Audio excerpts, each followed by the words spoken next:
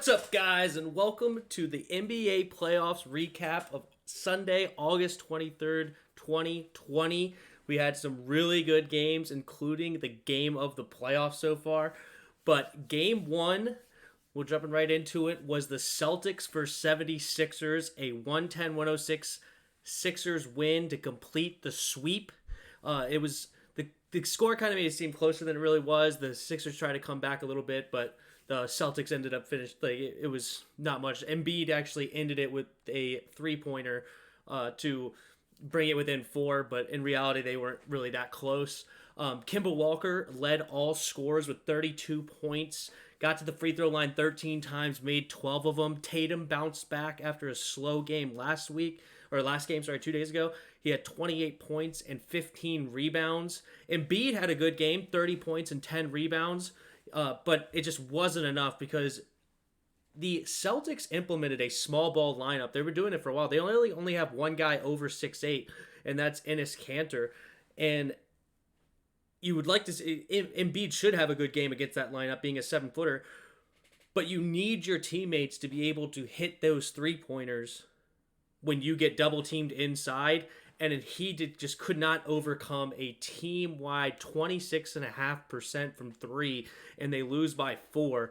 As I said, it wasn't at that close, but it could have been a closer game, given if they actually could hit some shots. It's kind of like LeBron and the Lakers that first game where nobody's helping LeBron and AD get some points on the board. So, but yeah, there really wasn't much more to talk about in this game. Kemba's a beast. We all know that. But they sweep, and they are looking for the Raptors in the second round. Next, we got the Clippers versus Mavs, and we have arguably the game of the year. Luka was surprisingly cleared to play after rolling his ankle, where he hopped all the way back to the training room for an x-ray. And I was telling KP, one of my co-hosts for 94 Feet, that I didn't think it was going to be as serious as he was making it, because when I hurt my ankle a few years ago, and I did not want to put any pressure on it, like I rolled it really bad, nice blue, purple, and it sucked. But after they helped me off the court, I was kind of like sitting down and putting a little bit of pressure on it, and I realized I could walk to my car with no problem, with very little pain. And I was able to drive home with that being my driving foot, so there wasn't really a lot of pain. It just scares you because there's a lot of pain when it first happens. You roll it, and then you're like, crap, it's done. Don't put any pressure on it. You broke it, blah, blah, blah, whatever. And then later to come find out, it's not not as bad. So they were able to wrap it up, and he was able to play, and man, did he play. He ended the night with 43 points, 17 rebounds, and 13 assists. Another crazy Luka stat line. It's becoming, especially since in the bubble, it's becoming normal. We're expecting these kind of numbers from him, and that's just incredible. And then a surprising turn of events. Instead of Luka missing the game, Kristaps Porzingis actually is the one that was a game-time decision with knee soreness to miss the game. And the Porzingis-less Mavs went down 21 early in the second quarter to the Clippers. The Clippers were just running roughshod over them. But then went on a 51-21 run to take the lead by 9 towards the end of the quarter, and they actually had the lead going into the fourth. And Paul George just had another horrible night. It stinks to see this. He went, let me see if I can pull this up real quick. I didn't have it written down. 3 for 14 from the field and 1 for 7 from three-point land. He just could not hit. He only had 9 points on the night. It's just incredible. But who really kept the Clippers in the game when the Mavs were just going on this incredible run was Lou Williams. He had 36 points on the night, and he was huge for the Clippers to keep them, because this could have turned into a slaughter with how after they went down 21, the Mavs just went on a roll. Obviously, Luka went nuts. You had Trey Burke with 25 points, Tim Hardaway with 21, Seth Curry coming off the bench with 15 points, 6 for 9 from the field. He's been fantastic for him. So, but let's get in. Let's take you to 1 minute. No, sorry. Yeah, take you to 1 minute left in overtime because in before we get to that, actually, Leonard had a chance to win the game in regulation. He could not pull that off, so we went into overtime at 121 apiece. And now we're going to take you to 1 minute left. Clippers are up by 2. Luka drives past Kawhi, makes a tough contested layup over Marcus Morris to tie the game at 130 apiece. Kawhi then gets the ball on the other end and misses a 9-foot jumper. Luka gets the rebound and just keeps it himself. He gets a pick from Hardaway, which the Clippers were switching on defense for Luka, which I think they're going to come to regret, and they will not let Kawhi do this from now on, because when Reggie Jackson was on Luka, it's just unfair. And what happened was that he got the pick, Reggie Jackson gets on him, and Doncic just takes him to the hole with a beautiful spin move, gets the layup, goes up 132 to 130. Kawhi then comes down. He drives the hole, has a 3-man collapse on him, kicks it to the corner for Marcus Morris. Marcus Morris knocks down the three-pointer. They go up 133 to 132 with about 9 seconds left. And so Dallas calls timeout, sets up their offense. Well, Luka gets the ball, and Reggie Jackson again gets on Luka, and he just immediately fouls him because they have a foul to give. So they have 3.7 seconds left in the game. Luka gets the inbound, again sets the pick on Kawhi Leonard, and ends up with Reggie Jackson on him, ends up pulling off the step back three that I'm sure everyone's seen by now. It was all over social media, the huge three-pointer to win this game, 135-133 in overtime. As I said, the ridiculous Luka stat line. Kawhi Leonard still did his thing. He had a couple nice shots down the stretch, especially in regulation, where he had 32 points, 9 rebounds, 4 assists. So Kawhi Leonard still played a solid game, but Luka just 43 points, 17 rebounds, 13 assists. I had to say it again because those are video game numbers, and it's amazing to see what he's doing. So that was a fun game. If you didn't get to see it, definitely go watch the highlights of those ones on YouTube. That I highly recommend because it was a fun game to watch. All right, so that was game 2. Now moving on to game 3, we have the Raptors versus Nets, which the Raptors also completed the sweep. It was not even close. You had 150-122.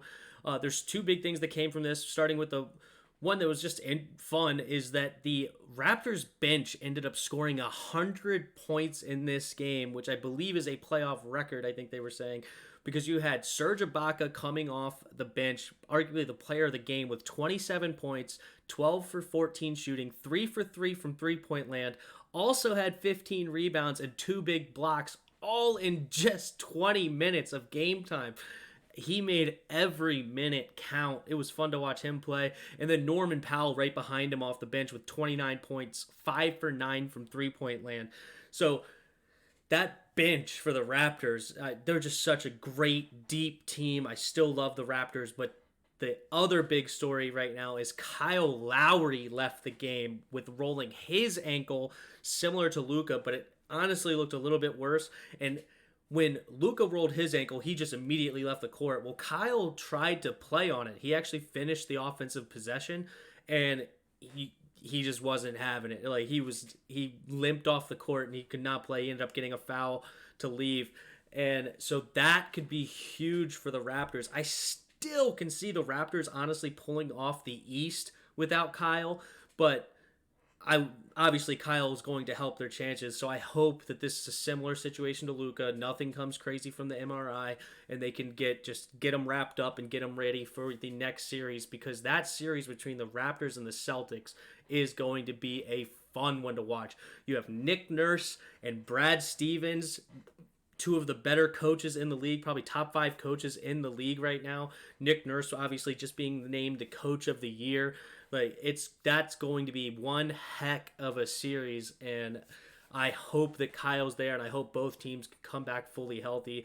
I need to look up Gordon Hayward's status to see if he has any chance to come back. I can't remember now, but it's still going to be one heck of a series, and let's get excited for that one.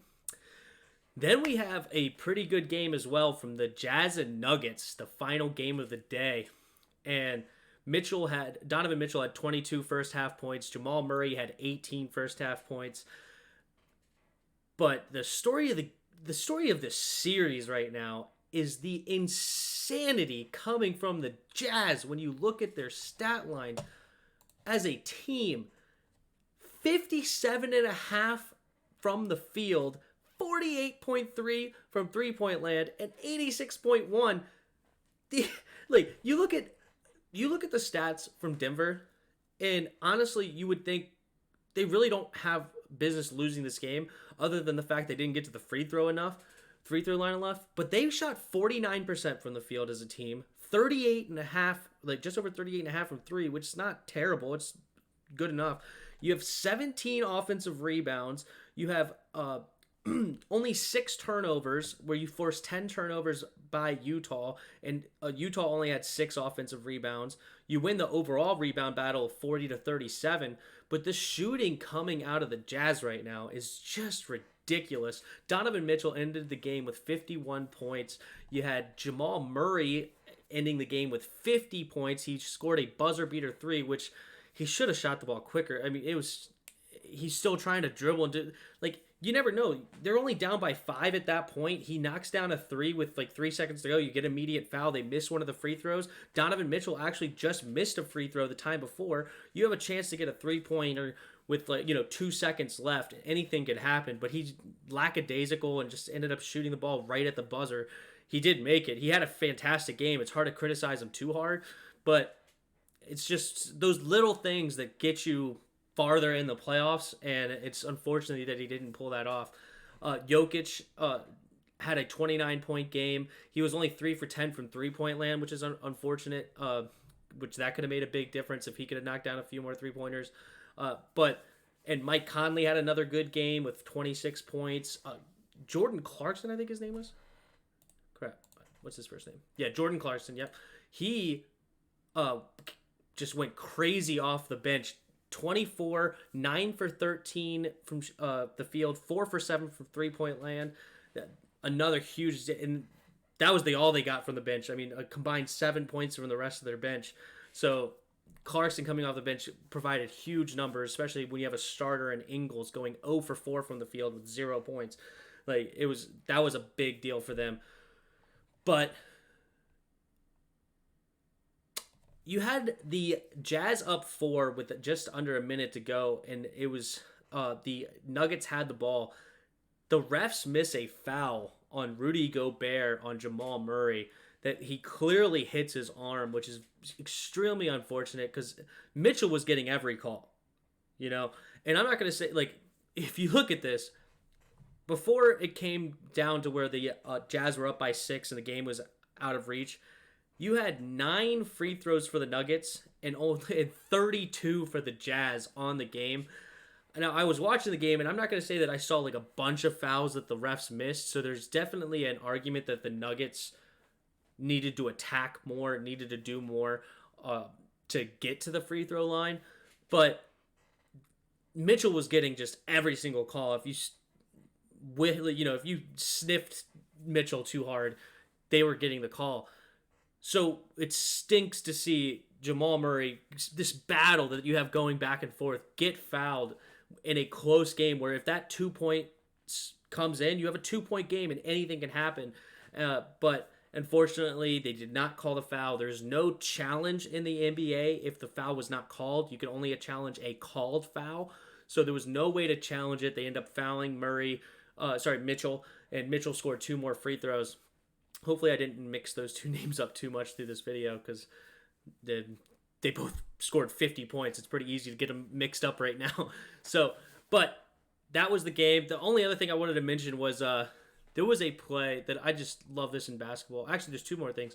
Is you had Rudy Gobert try to flop on Jokic, and Jokic just dunks over a Rudy on his back. And that is basketball. I wish we'd come back to that. I hate these flopping players, and I hope that it's not going to happen because the stars are just going to keep flopping and anything's going to happen. Obviously, you have James Harden, the king of the floppers.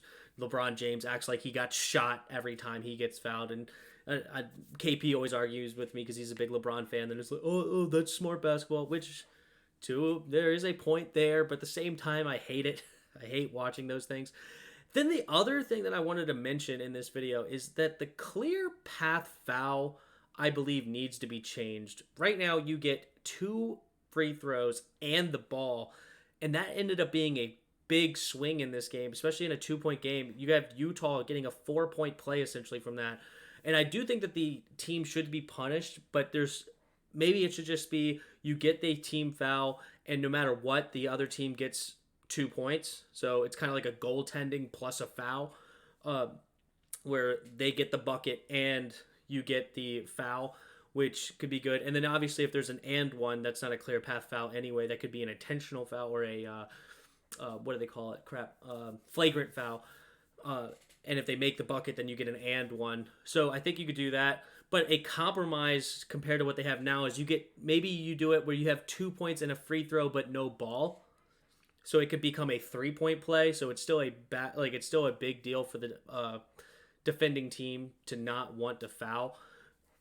One of those two things I think should happen, because right now, I mean, you could get 2 points or two free throws and the ball and knock down a 3. That could be a 5-point swing.